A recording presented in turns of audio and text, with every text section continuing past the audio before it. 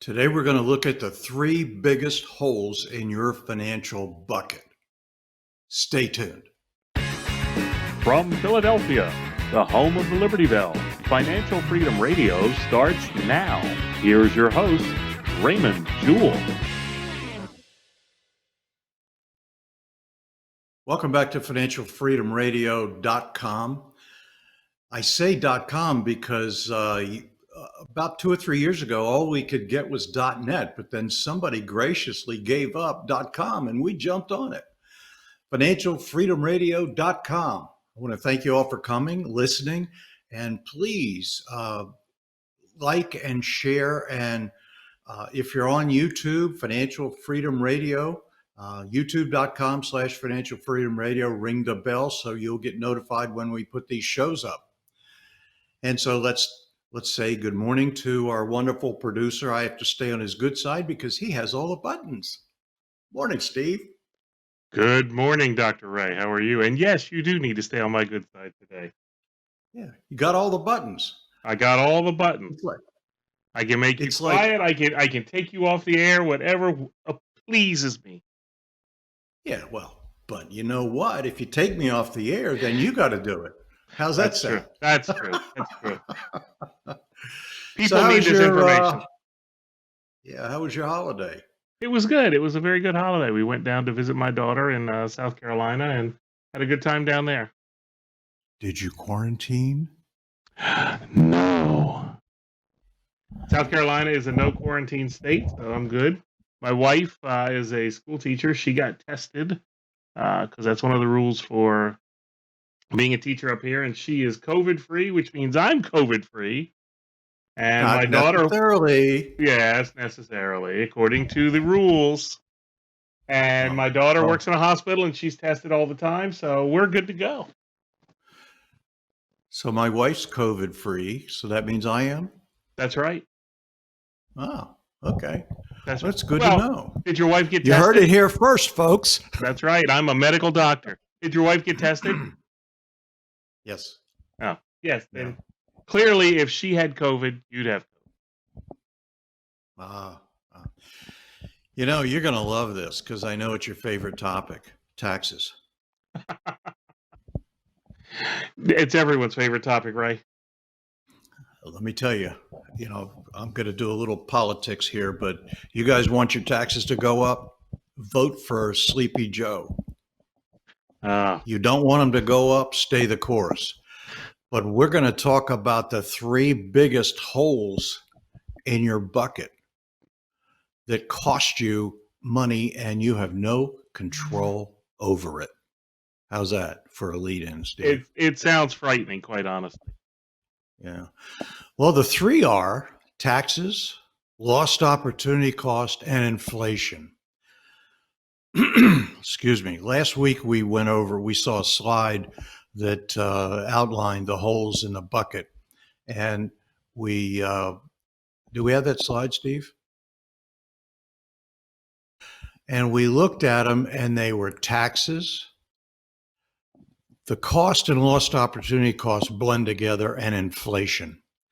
So we're going to talk about taxes and the cost that they incur that most people don't pay a whole lot of attention to.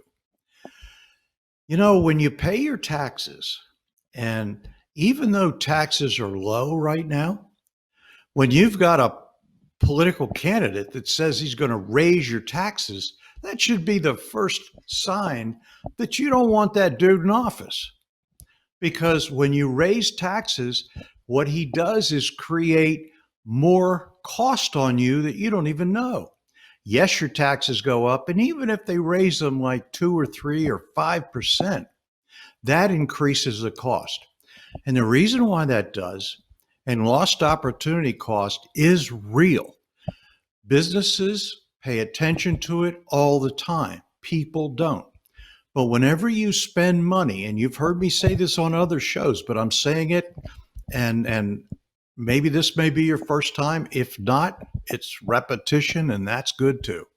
When you spend money and you get nothing in return, you have a cost. because you spent that money in taxes that you could have spent somewhere else.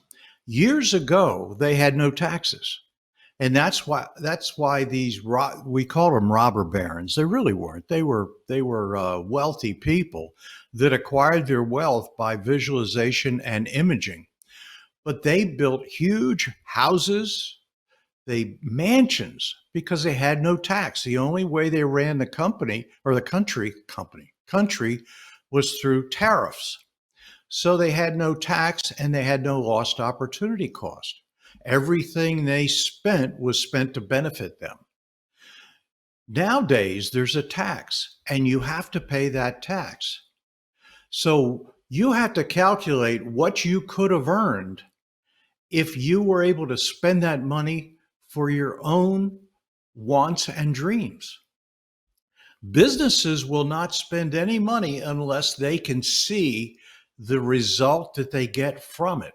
And if they get minimal results, they're not going to spend it. If they get massive results, they'll spend it. And a lot of times it's projected. But they calculate the results they're going to get for the expenditure they make. If they advertise, put money in advertising, are they going to get people over here? But we can't do that as individuals. We pay our taxes and we create a cost and we get nothing back. So that could be huge if you could have put those dollars in the bank at a reasonable rate of return over your lifetime. You've heard people say that if I were able to save Social Security on my own, I'd have more money. And that's true. But would they do it? So for all the people that are listening that are serious about growing wealth and serious about saving, this is what your cost is. Because if you pay your taxes, that's money you don't have in savings. That's money you can't buy a house with. That's money that you can't buy land with, real estate, start a business. So if somebody says they're going to raise your taxes, even a small amount, that can translate into a huge amount of dollars down the road. So when people talk about lost opportunity cost, that is a real cost. And look back years ago when they had no taxes, how the people lived. And they made a reasonable income. They weren't making tons of money and barely getting by. They had a decent, reasonable income and were able to spend every dime of it and save what they want and to buy antiques and gold and things that grew in wealth even more. So taxes can hold people back and you've got to work around it. So you've got to minimize it as best as you can. Businesses do it all the time. They try to pay least amount of taxes as they can. They get huge deductions for it. So lost taxes and lost opportunity costs are together. Now, another hole in the bucket that is really huge is inflation. That can cost you huge amounts of money over time. So anytime you keep your money in cash, it's going to go down in value. So you want to make inflation your friend, not your enemy. You want your investments to be inflation friendly. And what is that? Well, your house is inflation friendly. It goes up with inflation. You bought it at one price, over time it goes up in value. So that's inflation friendly. Gold is inflation friendly. Silver, not so much, it goes up and down. But gold seems to rise with inflation. Right now, I think it's $1,600 an ounce. I bought some of it when it was back at $200 an ounce. So I've got a nice little profit margin. I'm inflation friendly. Hey, you Ray, want to make sure. Ray, can I jump Yes, in with sir. a question? Sure. I know you tend to run the show, but I wanted to dig into that for a second because I buy silver. I can't. I don't have the liquid assets to buy gold yet, but I do buy silver. Why would you say that silver is not inflation friendly? I mean, gold goes up and down too. It may not have the swings. You know, when you have something that's $1,600 an ounce versus something that's $20 or $30 an ounce, you know, a $10 swing on a $1,600 investment is not a big deal. A $10 swing on a silver investment is a big deal. But isn't it basically the same thing? I mean, you're locking in something that isn't cash at a price. And so even if I get silver at $20, I have $20 worth of silver. If inflation moves the dollar down, it's still $20 worth of silver, right? I mean, if I put Yeah. $20 into silver today and the dollar drops, and then I take out the $20 worth of silver when the dollars drop, I basically beaten inflation with that, right? Yeah, I should have been clearer about that. I'm looking at the massive swings like real estate and gold, but you're right. Silver goes up. I mean, you silver fluctuates just like gold. I don't know what it is now. Maybe you do, but I haven't looked. I know it was at Um, 30 the last time I looked. okay, that's good. You know, I've got silver at 12, Yeah. and But I so mean, but I yes, mean, to silver. me, it's kind of like Bitcoin because I did a lot of stuff in crypto before, and you know, Bitcoin.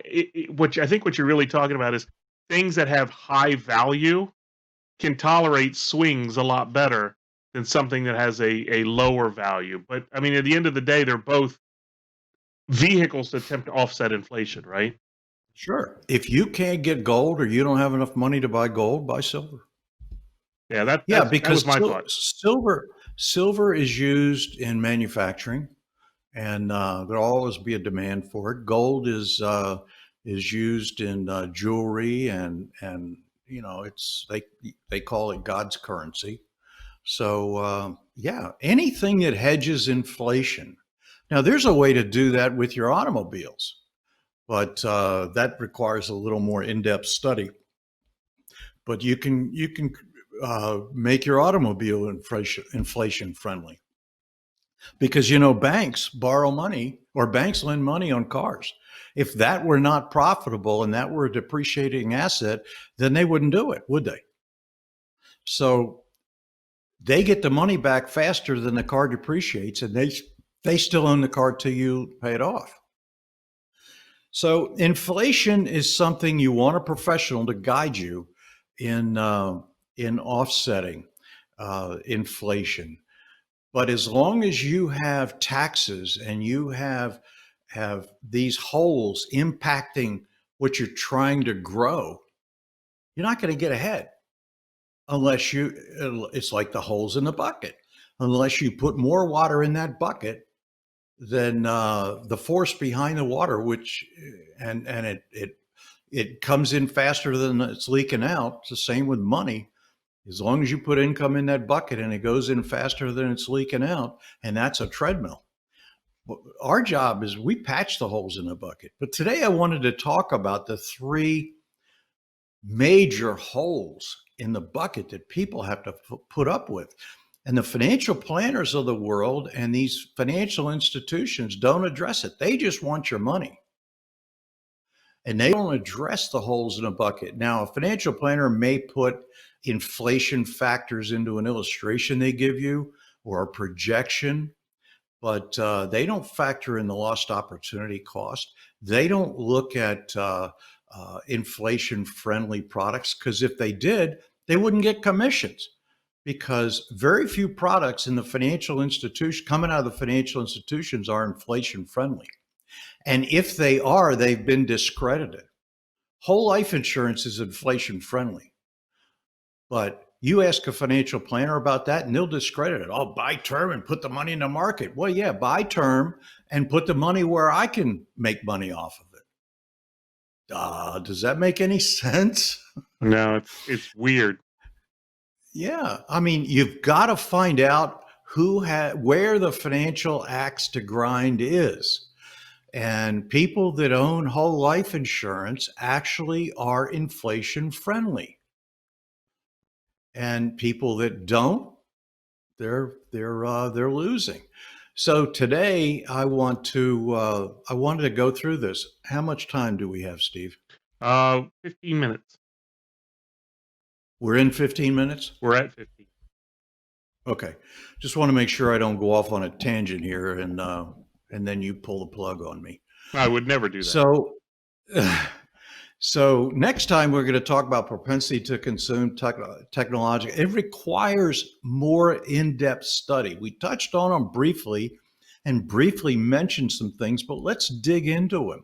So let me get back to my political rant here. Now I'm going to cut you off. No. If somebody says they're going to raise your taxes, that's not good for either party, because the lower the taxes, the better the economy. The lower the taxes, the more people have to spend, because they're not plugging that hole in the bucket with income. They do have disposable income as that hole gets smaller. And so when somebody says they're going to raise your taxes to turn the economy around, don't believe them. That makes no sense. And I don't know what economist would ever teach that in a school. But there's liberal economists out there that seem to get these notions in their head that make no sense. Reagan proved it, and Art Laffer, who's responsible for the Laffer curve, is one of the guys that showed that when you lower taxes, money comes out of the woodwork into the economy. When you raise taxes, people hoard. It doesn't take a rocket scientist to figure that out. So when somebody says they're going to raise your taxes, and taxes come in many forms, don't be fooled. It's not just federal, and it's not just payroll tax. And payroll tax is Social Security and the health part that comes out. State tax, local tax, gasoline tax, sales tax. I mean, you can go on and on and on about the taxes, because they come in many different forms. What do they say? Wolves in sheep's clothing. So when somebody says they're going to raise your taxes, that's taking a boulder and dropping it into a pond. You're going to have a big wave, and then you're going to have little ripples that constantly keep going for a long time. And those ripples are little teeny taxes that eat away at you. And so that's why so many people are moving to Florida, these tax-free states. We pay a sales tax down here in Florida, but we don't pay a state income tax. And there's homestead rules and all sorts of things that attract people. Texas is another place where people don't pay state tax, I don't believe, or state income tax. So the point is that don't be fooled, because Joe Biden has said, I want to raise your taxes. And believe me, he has said to you, he's the most progressive person. That alone is going to hurt you, regardless of what else he does. That alone is going to hurt you. So I hope this helps. The three biggest holes in your financial bucket are taxes, lost opportunity cost, and inflation. So please keep your taxes down. Work with a financial person that's going to make sure that you eliminate or reduce them as best as you can. I want to thank you all. But hang on, I'm not going to let you sign off. I have a question. Actually, I have a favor or a request. Let's put it that way. One of the things you've taught me over the years, and I think it needs to be a topic for a future episode, I don't care when, but I think it's a valuable topic, is, when I listen to these shows, I'm going to put myself on the screen because I'm talking. When I listen to these episodes, I always hear, you need to do this and you need to do that. And I'm a very practical person. I like to hear, this is exactly what you can do. And that's kind of why I chimed in with silver, because if someone can't afford to buy gold, they can afford to buy silver. And buying silver is simple. You can go on the internet, find some place selling silver and buy some. and that offsets inflation. So that's a tactical approach to solving a strategic problem. And so I like to look at, okay, work with a financial planner. That's kind of nebulous to me. I want to see in a future episode something you taught me a long time ago, and that is start a business, right? Starting a business is one of the best ways the average person can offset taxes. And I'll tell you my story. I started a business buying and reselling video games, and I think we've On kind of Amazon. on Amazon and on eBay. And you Right. know, one of the things that I did when we took this trip to South Carolina was, you know, I went buying and selling video games, and I came back with a stack. You know, I think I made, you know, I think I might have spent $200 and made 500, you know, on the trip. But by doing that, my meals are become a tax. Now, I'm not telling everyone to do what I'm doing. Get a tax advisor or someone to tell you, but you know, I can write off my Accountant. meals as taxes. I can write off my travel as taxes. You know, so there's not just, you know, one way to skin a cat. One of the other ways you can do it is if you have a business and you conduct business, all the expenses you incur during the conducting of that business can offset your taxes. My last year's taxes, I was able to reduce the amount of taxes that I paid because of my business. So I'd like to see you kind of dig into that on a future episode. Sure. Owning a business is inflation friendly because as inflation goes up, you can raise your prices. As inflation goes up, people will pay more for your video games that Yeah. you're selling. And so you're able to make inflation your friend and not your enemy. But And that's something that a there's lot of great. people could do. And it doesn't take Well, a you know, lot to get started. I try to stay away from talking about home business because, you know, you got network marketing and all that other stuff in there. And, you know, you and I've tried all that kind of stuff. And I really, Well, network marketing some does people, it's a work. turn off. Right, but I'm not saying talk about network marketing. I'm saying find, you know, even if it's making, you know, there's a whole new cottage industry that's been built from people making masks during this COVID-19. They're making money Right. doing that. You know, find something that you enjoy that you do, you know, cutting grass, whatever the case may be, something that you can turn into a Right. business and you can use those expenses to offset some of the tax. Sure. You know, arbitrage is good. And that's what you're doing. Price arbitrage. You're buying it low and selling it high through some of the most popular vendors on the planet. Right. And if you, I mean, it's really hard to screw that up unless you buy high and sell low. Yeah, I mean, And that's never I've gonna screwed it work. up occasionally, but it's the exception, not the rule. So, but Yeah. but that's a good I topic for keep another telling you, show. you ought to put together a course for that. But I'm already working on what that. do I You know, know? What do I I'm know? already working on that, Ray. All right, I'll get out and let you wrap up the show. All right. I want to thank you all for coming and downloading and listening to the show. And if you want to get Steve, have we changed the calendar to 15 minutes? Yes, we have. Okay. If you want a 15-minute phone call, just go to raymondjewell.com/meet, MEET, and not MEAT, MEET. And, you know, somebody's going to go in there and put MEAT. You know that? Yeah, I know. Well, you can't. All I can do is put it on the screen for people to read. And if you're not reading, then I suggest you go to youtube.com/financial freedom radio, click the subscribe button, and then hit that bell so that you get notified when new shows are released. We release our shows every Friday at 2 p.m. There you go.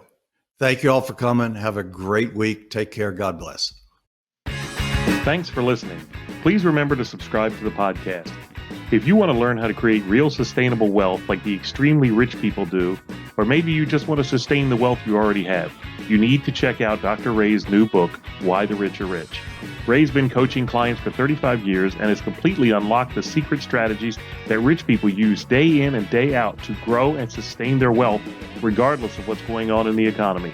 His book is completely free, and you can get it by going to whythericharerich.com and entering your email address. Again, that's whythericharerich.com. Head over there now.